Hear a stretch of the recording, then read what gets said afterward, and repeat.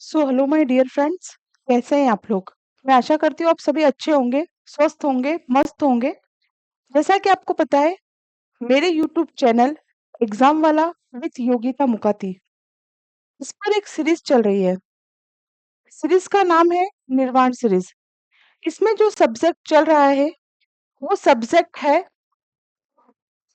Just वो subject जो चल रहा है उसका नाम है सोशल साइंस। मतलब इसमें आपका एसएसटी सब्जेक्ट चल रहा है।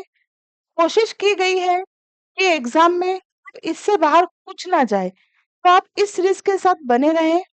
ये जो इसमें मैंने एसएसटी, साइंस, इंग्लिश, मैथ्स चारों सब्जेक्ट स्टार्ट कर दिए हैं। ठीक है। अगर आपको ये सीरीज पसंद आ रही है तो आप इसे लाइक करें, चैनल को सब्सक्राइब करें और अधिक से अधिक लोगों तक इसे शेयर करें। ठीक है। ये सीरीज कंटिन्यू है। इसमें मैं आपको 30 क्वेश्चन करा चुकी थी। आज हम जो स्टार्ट करेंगे वो क्वेश्चन नंबर 31 से हम स्टार्ट करेंगे।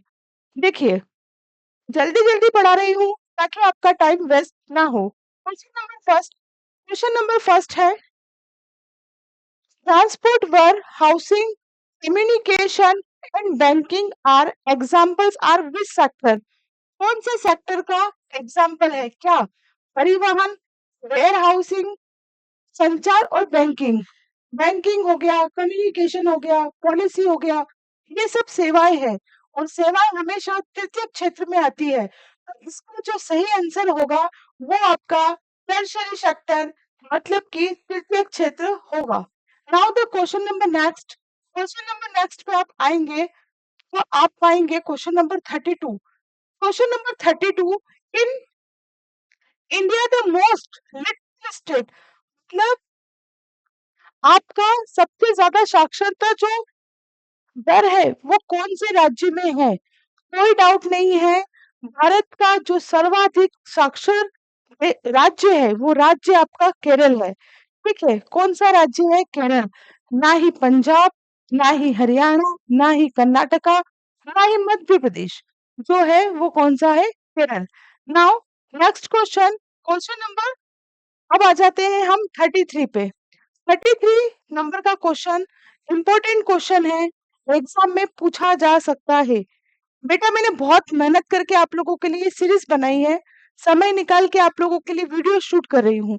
अगर आपको ये अच्छा लग रहा है तो प्लीज आप इसे लाइक करें, चैनल को सब्सक्राइब करें और अधिक से अधिक लोगों तक इसे शेयर करें। चलिए, when where did the Ford Motors set up their large plant in India? Ford Motors ने भारत में अपना बड़ा प्लांट कब और कहाँ स्थापित किया? तो ये आपको सारे ऑप्शन दिए हुए हैं, 1975, 1985, 1995, 2005। सभी में प्लेस जो है वो चेन्नई दिए हुए हैं, तो इसका राइट ऑप्शन होगा 2005 एट चेन्नई, 2005 में चेन्नई में। चलिए नेक्स्ट क्वेश्चन की तरफ बढ़ते हैं। Question number 34। क्वेश्चन नंबर 34 क्या है? देखिए, पढ़ सकते हैं बोर्ड पर आप। ग्लोबलाइजेशन मतलब व्यापक स्तर पर, विश्व स्तर पर, globalisation has led to improvement in living condition. वैश्वीकरण में से रहन सहन में सुधार हुआ है। मतलब कि वैश्वीकरण से ये कुछ 4 स्तर आपको दिए हैं, कौन से स्तर में सबसे ज्यादा सुधार हुआ है वो आपको बताना है ना? तो इसमें है सभी लोगों में सुधार हुआ है, या विकसित देशों में, या विकासशील देशों में, या उपरोक्त में से कोई नहीं। जो ऑप्शन आपको 3 दिए हैं उनमें से किसी में वैश्वीकरण का इफेक्ट नहीं पड़ा, तो राइट आंसर हो जाएगा नन ऑफ दिस, उपरोक्त में से कोई नहीं। Now question number next, the past two decades of the globalization seen rapid movement in। वैश्वीकरण के पिछले 2 दशकों में तेजी से आंदोलन देखा गया है। इस चीज में आंदोलन देखा गया है, वैश्वीकरण की वजह से इन 2 चीजों में आंदोलन देखा गया है 2 दशकों में। देशों के बीच माल सेवाएं एवं लोग, देशों के बीच जो देश है उनके बीच में माल सेवाएं और लोग, या गुड सर्विस एंड इन्वेस्टमेंट मतलब कि देशों के बीच माल सेवाएं और निवेश, या देशों के बीच माल निवेश और लोग, या नन ऑफ द अबो उपरोक्त में से कोई नहीं। तो इसका राइट आंसर है goods service and investment. Good service and investment between the country, है ना। बहुत सारी कंट्रियों के बीच में जो माल है, सेवाएं हैं और जो इन्वेस्टमेंट है, उसमें हमने क्या देखा है, तेजी से आंदोलन को देखा है। Now next question, question number 36, removing barriers और restriction set by the government is known as. सरकार सरकार द्वारा निर्धारित बाधाओं या प्रतिबंधों को दूर करने के रूप में जाना जाता है। किसे जाना जाता है? निजीकरण, उदारीकरण, वैश्वीकरण या औद्योगिकीकरण। इसका जो राइट आंसर है लिबरलाइजेशन है, मींस उदारीकरण। चलिए नेक्स्ट क्वेश्चन पे आते हैं। नेक्स्ट क्वेश्चन 37 नंबर का, what is the idea behind the development of special economic zone, है ना। स्पेशल इकोनॉमिक जोन को हम SEZ के रूप में भी लिखते हैं। इंडिया, भारत में विशेष आर्थिक क्षेत्र, इसको हम शॉर्ट फॉर्म में इंग्लिश में ही लिखते हैं।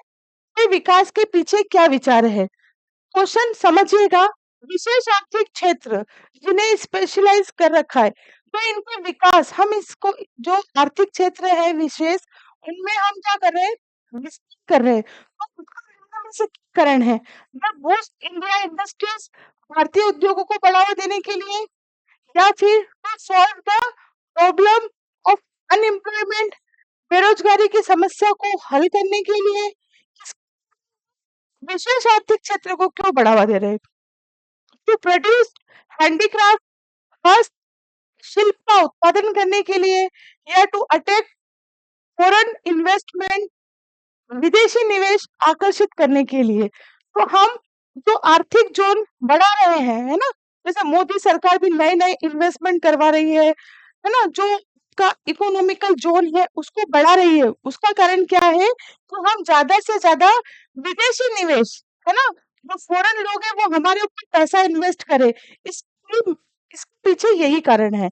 मतलब इसका जो राइट आंसर होगा, इट मींस बी होगा। चलिए, now the question number next, question number 38, an organisation whose aim is to liberate international trade, मतलब कि अंतरराष्ट्रीय व्यापार। एक संगठन जिसका उद्देश्य अंतरराष्ट्रीय व्यापार को मुक्त कराना है, वह है कौन सा संगठन है? अंतरराष्ट्रीय व्यापार को क्या कराता है? मुक्त कराता है ना। उसका एम, उसे मतलब एक्सपांड करना है। तो कौन सा इसका सही आंसर होगा? तो वो होगा वर्ल्ड ट्रेड ऑर्गेनाइजेशन। बहुत सारी ऑर्गेनाइजेशन होती है, जैसे WHO, है ना, वर्ल्ड हेल्थ ऑर्गेनाइजेशन, ये बहुत सारी ऑर्गेनाइजेशन है और सबका अपना अपना बेटा अलग अलग काम होता है। ठीक उसी प्रकार वर्ल्ड ट्रेड ऑर्गेनाइजेशन का काम क्या है? अंतरराष्ट्रीय व्यापार को बढ़ावा देना। चलिए next question, question number 39, what is foreign investment? Foreign investment क्या होता है ये आपको बताना है। तो देख सकते हैं, investment made by the foreign government, जो फॉरेन गवर्नमेंट द्वारा किया जाता है, मतलब कि विदेशी सरकार द्वारा।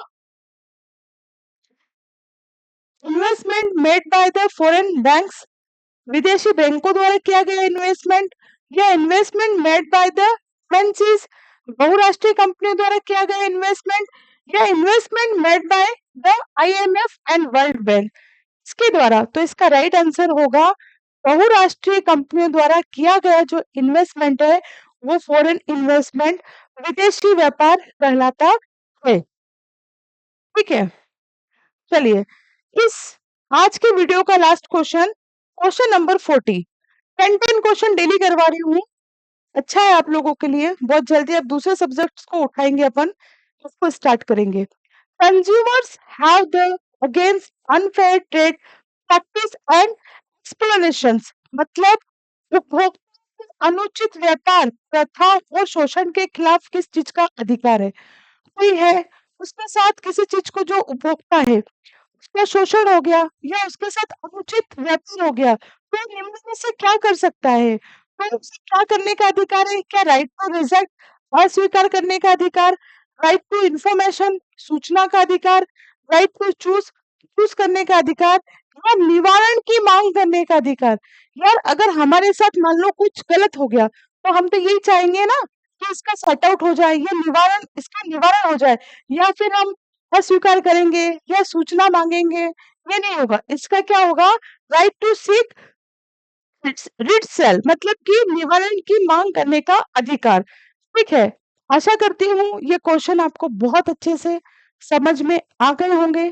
बहुत जल्द नेक्स्ट वीडियो में मुलाकात होगी, तब तक के लिए जय हिंद जय Bharat. Thank you very much.